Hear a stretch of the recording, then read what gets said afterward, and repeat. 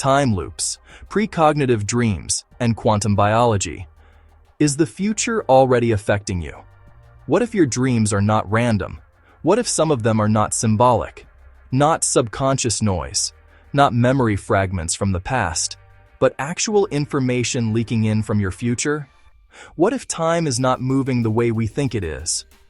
And what if the strangest experiences people report, precognitive dreams, synchronicities, UFO encounters, strange déjà vu moments, are not separate mysteries at all, but pieces of one deeper reality? In this talk, we are diving into one of the most mind-bending ideas in modern thought, the possibility that the future is already influencing the present. Through the work and ideas discussed by Eric Wargo, we explore time loops, the block universe, precognition, quantum biology, microtubules, and even the possibility that some UFO phenomena may not be spacecraft in the usual sense at all, but temporal events. This is where physics meets psychology, where dreams meet destiny, and where the ordinary idea of cause and effect starts to break apart. Let's go there. Part 1. The core question. Can the future affect the present? Most people live inside a very simple model of time. The past is behind us. The present is now. The future has not happened yet. Cause comes first. Effect comes second. Simple, linear, clean. But what if that is not the deepest truth? What if time is better understood not as a river flowing in one direction, but as a landscape, already existing all at once? This is the essence of the block universe model. In that model, past, present, and future are all equally real. Time does not pass in the way we experience it. Instead, consciousness may be moving through a structure that is already there. And if that is true, then the future is not unreal. It is not blank. It is not empty. It already exists in some form. Which means the shocking possibility is this: information might not only move from past to future, it may also move from future to past. That single idea changes everything, because if information can flow backward, then precognition is not magic. It is not superstition. It is not necessarily irrational. It may simply be a feature of reality we do not yet fully understand. Part 2. Precognitive dreams. Memory from the future. One of the most fascinating ideas in this conversation is that dreams may sometimes be a form of future memory. Not imagination, not fantasy, not wishful thinking. Future memory. Eric Wargo uses a striking concept for this: remembering. It is the idea that what we call precognition may actually be the mind remembering an experience it has not consciously lived yet. That sounds impossible at first. But think about it. A dream feels strange because it arrives before the event.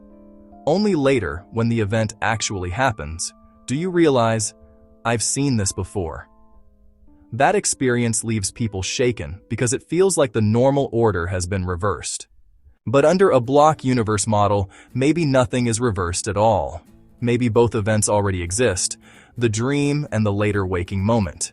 And maybe the dreaming mind is capable under certain conditions of touching information that the waking mind has not reached yet.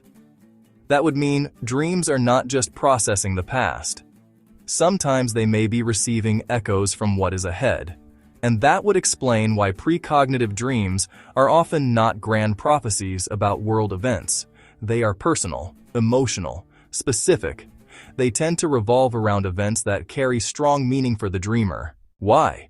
Because emotionally charged future experiences may leave the strongest imprint backward through time. In other words, the future event becomes the cause of the earlier dream. That is where conventional logic starts to break. But it may also be where a deeper logic begins.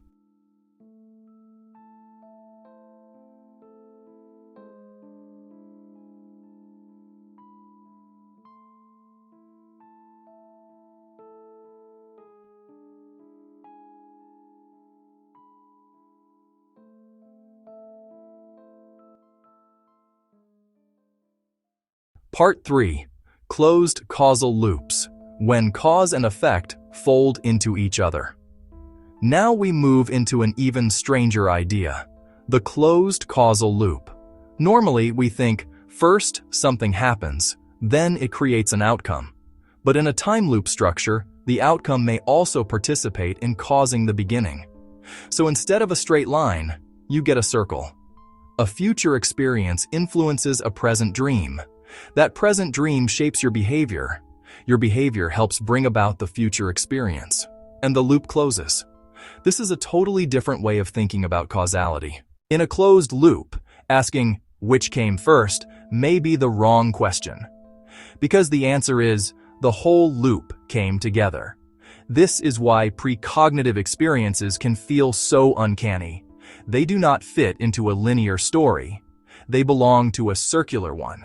And this has huge philosophical implications. It suggests that some events in our lives may not be purely pushed forward from the past. They may also be pulled into existence by the future. That does not mean every detail of life is predetermined in a simple mechanical way, but it does mean that time, intention, memory, and meaning may be far more entangled than we assume. And if that's true, then our lives may contain feedback from futures we have not consciously arrived at yet. That is a radical thought, because it means the future might not just be where we are going. It may already be participating in who we are becoming. Part 4. The UFO event. A catalyst into the unknown. In the interview, Eric Wargo talks about a UFO sighting in Philadelphia on July 4, 2009. For many people, an experience like that would be destabilizing, an ontological shock, a total rupture in their worldview. But what makes his framing so interesting is that he describes it less as a collapse and more as a catalyst. Not the end of reason, but the beginning of a deeper investigation. That matters, because the most valuable approach to strange phenomena is not blind belief, and it is not blind dismissal. It is disciplined curiosity. A truly intelligent response to the unknown is to ask, what happened? What are the possibilities? What frameworks are too small to explain this? And what if the anomaly is not irrational, but pointing toward a larger model? That is where this conversation becomes powerful. Because it is not merely about paranormal entertainment. It is about whether our existing map of reality is incomplete. Sometimes an anomalous experience becomes a turning point, not because it gives final answers, but because it destroys lazy certainty, and maybe that is its function. Maybe some experiences arrive not to prove a doctrine, but to force us to widen the frame. Part 5. Quantum biology. Is there a physical mechanism? This is where the conversation shifts from philosophy into a possible biological mechanism. Because skeptics will rightly ask, even if precognition exists, how could it physically happen? That's where the discussion of quantum biology and microtubules enters. Microtubules are tiny structural components inside neurons. Some researchers, most famously Stuart Hameroff working with Roger Penrose on theories of consciousness, have proposed that these structures may do more than support cell shape. The speculative idea is that they may participate in quantum-level information processing. In Wargo's framing, this opens a door. If parts of the brain are functioning in ways that are sensitive to quantum processes, then maybe consciousness is not merely a classical mechanical computation. Maybe it has access to information relationships that do not fit ordinary linear models. This is where the concept becomes explosive. What if the brain is not only producing thoughts? What if it is also tuning into patterns distributed across time? What if consciousness is less like a machine generating reality from scratch and more like a receiver interacting with a larger temporal field? Now, to be clear, this remains highly speculative. Quantum biology is a real field. Microtubules are real. Consciousness theories involving them are debated. And using them to explain precognition is not established science. But as a conceptual bridge, it matters. Because it attempts to answer not just whether strange experiences happen, but how they might happen without abandoning science altogether.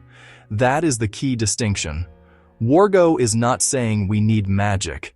He is asking whether mainstream science, interpreted more deeply, may already contain the ingredients for something we have been too rigid to see. Part 6. Why precognition feels personal, not random. One of the biggest reasons people dismiss precognition is because they imagine it should work like a superpower. If it were real, why don't people just predict lottery numbers every day? Why don't they foresee everything? But that assumes precognition should behave like a conscious tool. What if it doesn't? What if it is selective? What if it is emotionally driven? What if it is more like symbolic leakage than deliberate forecasting? That would explain why precognitive dreams often center on events that matter deeply to the person. Loss, shock, surprise, recognition, intimacy, danger, revelation. Maybe future events send signals backward most strongly when they carry high emotional charge. That would mean precognition is not about mastering time like a machine. It is about moments of resonance, and that changes the tone of the discussion completely. Instead of asking, why can't I predict everything? The better question becomes, why do certain future moments leave such a strong imprint on me that I feel them before they happen? That's a far subtler, far more human model.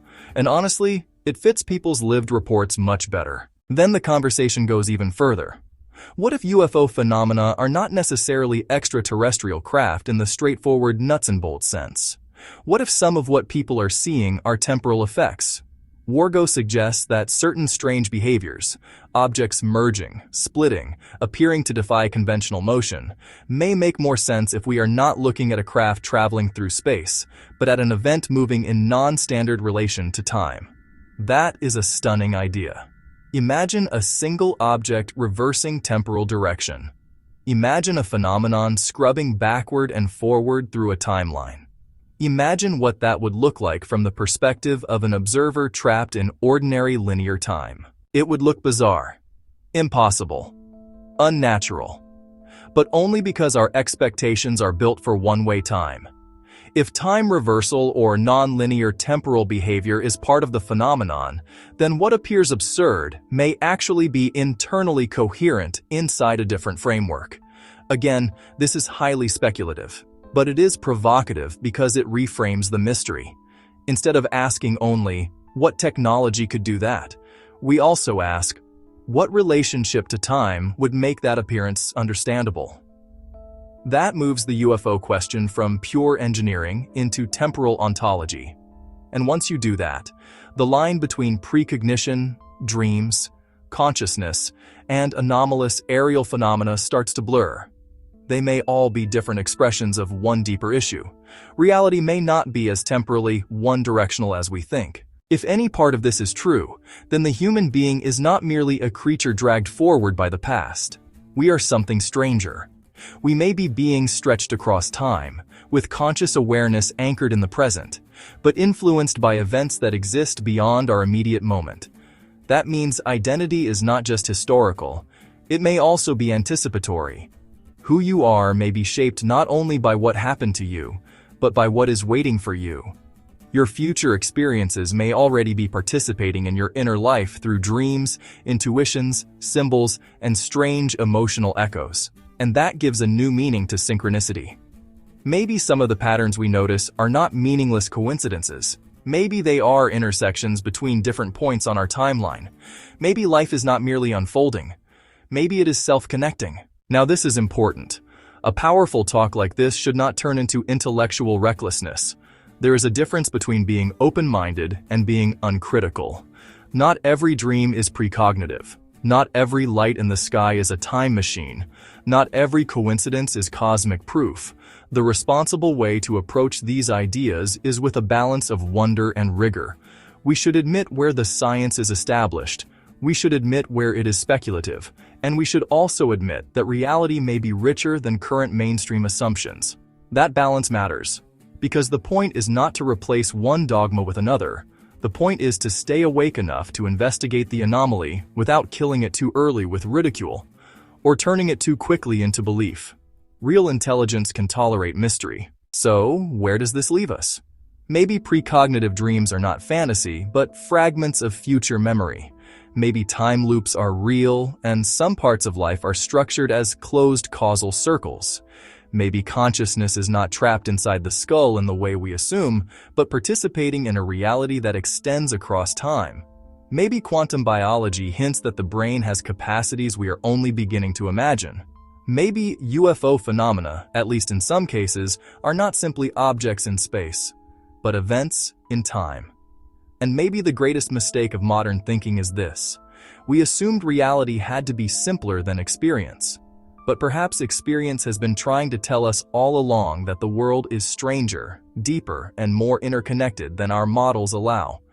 So the real question is no longer, is the future real? The real question is, how much of your life has already been touched by it? What dream have you had that made no sense until later? What intuition arrived before the evidence? What moment felt like a memory before it became an event? Maybe the future is not silent. Maybe it has been speaking to you the whole time. If time is not a line but a living structure, then your life may be more than a sequence of moments. It may be a conversation between who you were, who you are, and who you are destined to become.